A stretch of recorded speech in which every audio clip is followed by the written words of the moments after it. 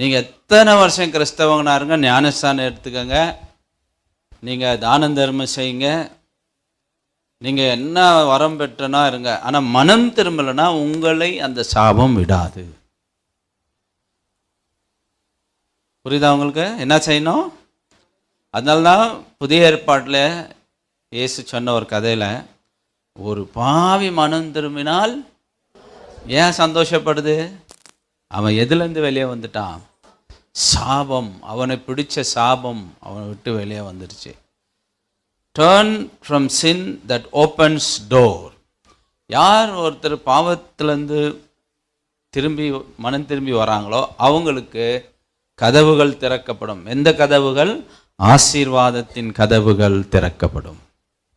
நீங்கள் மனம் திரும்பாமல் நீங்கள் சாபத்திலேருந்து வெளியே வர முடியாது. ரெண்டாவது,